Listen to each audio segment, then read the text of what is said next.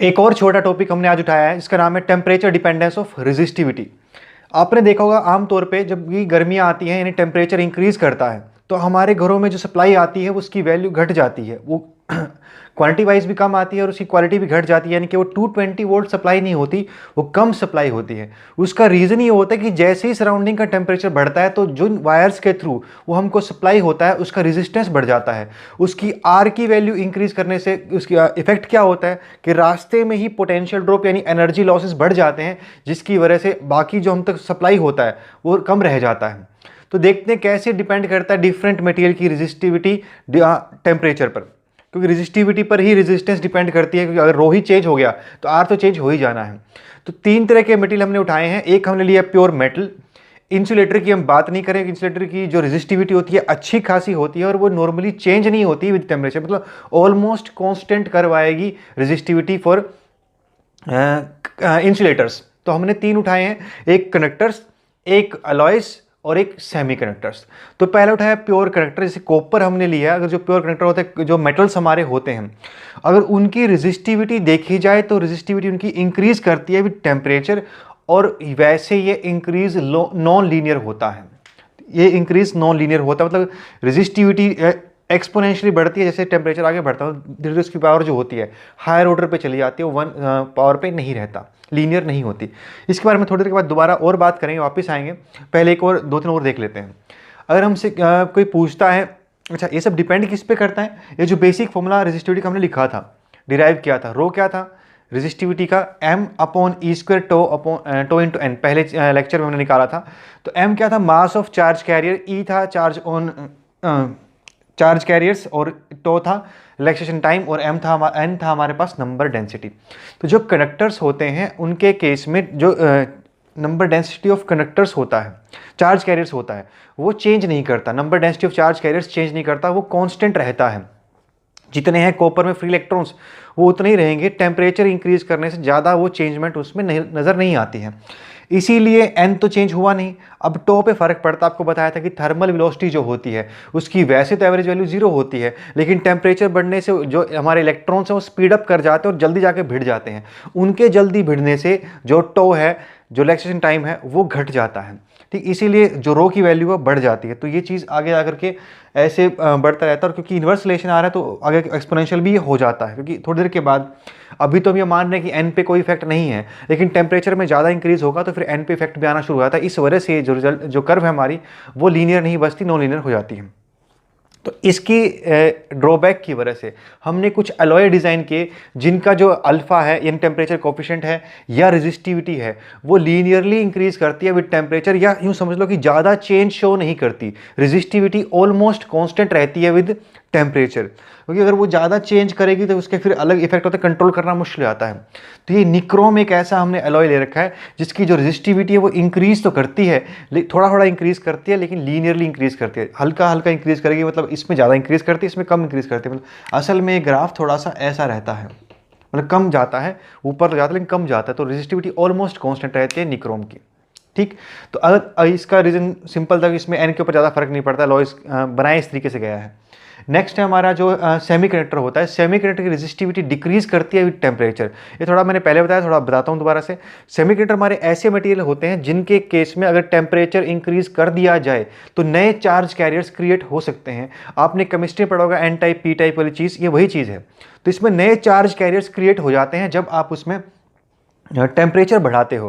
तो n की value increase कर जाती है और टो की वैल्यू डिक्रीज कर जाती है, और सब में करती है। देखो टो की वैल्यू सभी में डिक्रीज करती है टेम्परेचर बढ़ने से, क्योंकि देखो जल्दी चलेंगे, भिड़ेंगे जल्दी, तो टो तो घटना ही है। तो टो पे तो हमेशा इंक्रीज ही आना है, टो तो डिक्रीज ही करता है, लेकिन n इंक्रीज कर जाता है इस केस में, इसलिए ओवरऑल रो डिक्रीज कर जाती है। तो ओवरऑल इफेक्ट डिक्रीज करने वाला होता है, इसीलिए ओवरऑल टेम्परेचर कर्व डाउन आती है, मतलब जो रेजिस्टिविटी कर्व है डाउन आती है विद टेम्परेचर, यानी कि रेजिस्टिविटी सेमी कंडक्टर की बहुत कम हो जाती है टेम्परेचर बढ़ने पर। हाई टेम्परेचर पर वो प्योर कंडक्टर की तरह बिहेव करने लग जाते हैं, उससे पहले वो इंसुलेटर की तरह बिहेव करते हैं। तो ये तीन कर्व बोर्ड में, इनमें से एक कर्व आने के चांसेस बहुत ज़्यादा रहते हैं। बोर्ड के लिए इंपॉर्टेंट क्वेश्चन है, एनसीईआरटी कोई भी ग्राफ, कोई भी कर्व आपको आना चाहिए, क्वेश्चन ज़्यादा तो उसी में से आते हैं बोर्ड में, तो उससे बाहर क्वेश्चन ज़्यादा आता नहीं है। तो ये था हमारा टेम्परेचर डिपेंडेंस का ग्राफ कैसे बनता है। तो अब इसके ऊपर हम एक रिलेशन लिखते हैं। थोड़ा थोड़ा आपने देखा होगा, जैसा लीनियर एक्सपेंशन में भी पढ़ा था हमने, या थर्मल एक्सपेंशन पढ़ा था, ठीक ठीक वैसा ही एक रिलेशन इसके बीच में होता है। क्यों? क्योंकि वहाँ पर भी हम ये मान रहे थे कि जो एक्सपेंशन कोफिशिएंट है अल्फ़ा वो लीनियर माना था, वैसे होता नहीं है, वो भी टेम्परेचर पे चेंज करता है। तो यहाँ पर भी अगर हम कॉपर की यानी कंडक्टर्स की, क्योंकि कंडक्टर के लिए ही लिखा गया है, अगर हम कंडक्टर्स के लिए जो कर्व है, वेरिएशन है, अगर उसको लीनियर मान लिया जाए तो रिलेशन आता है रेजिस्टेंस का R equal to rho naught R naught 1 plus alpha delta T. ये क्या मान के आया है? अगर अल्फा को कांस्टेंट मान लिया जाए, यानी कि कर्व को लीनियर मान लिया जाए, जो टेम्परेचर डिपेंडेंस है रेजिस्टिविटी की, वो लाइन अगर सीधी रही होती तो ये रिलेशन वैलिड होता। तो उसकी वजह से भी, अगर ये कॉम्पिटिशन के लिए जो भी बता रहा हूँ मैं, क्योंकि बोर्ड में इतना डेप्थ में क्वेश्चन वो नहीं पूछेंगे, तो अगर हम इसमें स्मॉल रेंज लें, छोटे टेम्परेचर लें, तो फिर तो कह सकते हैं कि ऑलमोस्ट स्ट्रेट लाइन है। इसीलिए ये कर्व असल में ना, ये इक्वेशन काम तब करती है जब टेम्परेचर चेंजेस स्मॉल रेंज में रहे हों। अगर वो बड़ी रेंज में रहते हैं फिर ये कर्व काम नहीं करती। और जो हम अल्फ़ा की वैल्यू यूज़ करते हैं वो दरअसल फिर एवरेज होता है उस टेम्परेचर रेंज का। ठीक, अल्फ़ा की वैल्यू फिक्स नहीं है, इसलिए किसी फिक्स पॉइंट पे डिफाइन नहीं होती, वो वेरी कर जाती है। हाँ, इक्वेशन जिस तरीके से लिखी गई है वो ये है कि आर नॉट यानी कि 0 डिग्री सेल्सियस पर जो रेजिस्टेंस थी वो, और 0 डिग्री सेल्सियस पर ही ये अल्फ़ा डिफाइन किया गया इस फॉर्मूले में। वैसे जहाँ से शुरू होता है वहीं की वैल्यू हम यूज़ कर लेते हैं। ठीक, चाहे थर्मल में होता, बिल्कुल सब वही वाला केस है। आप क्वेश्चन करोगे तो आपको वहाँ ज़्यादा समझ में आएगा क्या होता है।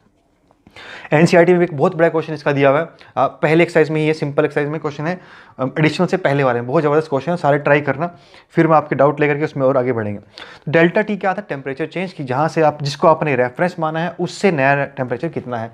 तो फिर से जैसा भी आपको बताया कि ये चीज़ हमारी कब वैलिड है? जब टेम्परेचर चेंजेस स्मॉल रहे हों। अगर वो स्मॉल नहीं रहे होंगे फिर ये वैलिड नहीं होगी। ठीक, तो अभी एक क्वेश्चन मैंने उठाया, ये क्वेश्चन बहुत बढ़िया कंपटीशन का ही है। इसमें कहा गया कि जो रेजिस्टेंस है, अगर वो R naught 1 plus A T plus B T square है, अगर रेजिस्टेंस इस तरीके से वेरी करते हुए, ये प्रैक्टिकल केस है, रेजिस्टेंस वेरी हायर ऑर्डर पे ही करेगी। यहाँ लीनियर मान रहे हैं हम, ऐसा होता नहीं है। टी इसमें टेम्परेचर है तो इसके क्वाड्रेटिक बनाई उन्होंने, तो क्वाड्रेटिक बन सकते हैं, इक्वेशन भी देखो क्वाड्रेटिक लग रही है। तो ये हम अगर ऐसे वेरी करती तो फिर अल्फा क्या होता? अगर रेजिस्टेंस जो होती वो R naught into 1 plus A T plus B T square होती तो फिर अल्फ़ा की वैल्यू क्या होती? और उस क्वेश्चन में एक ऑप्शन कांस्टेंट का भी था कि अल्फ़ा कांस्टेंट होगा। तो आपको अगर ये पॉइंट समझ में आया होगा तो आप बता सकते हो कि अल्फ़ा कांस्टेंट अगर रहता तो इक्वेशन फिर लीनियर आनी चाहिए थी। अगर इक्वेशन लीनियर आती है तो ही अल्फ़ा कांस्टेंट है, अगर वो लीनियर नहीं आती तो फिर अल्फ़ा कांस्टेंट नहीं है। इसका मतलब अल्फ़ा फिर क्या हो गया? वेरिएबल। फिर कितना होगा उसको निकालते हैं, उसके इसी फॉर्मूले को हम यूज़ कर रहे हैं, उससे देखना डिराइव कैसे किया। अगर मैं इसको यूज़ करूँ तो थोड़ा खोलें इसको, तो क्या बनेगा? R is equal to R naught 1 plus R naught alpha delta T. R naught को तो ले गए तो आर माइनस आर नॉट बन गया, डेल्टा टी कहाँ पे आ गया? नीचे, और इसका आर भी कहाँ चला गया? नीचे। वो बना हमारा अल्फा। और आर माइनस आर नोट क्या बनेगा? Delta R delta T into R nought. तो delta R upon delta T upon R nought, ये है हमारा अल्फा। तो ये फॉर्मूला बन गया एक तरीके से यहाँ पे कि अगर आप रेजिस्टेंस का change with respect to time ले लो या रेजिस्टेंस का derivative with respect to time लिया जाए तो फिर उसको आर से डिवाइड आप कर देते हो।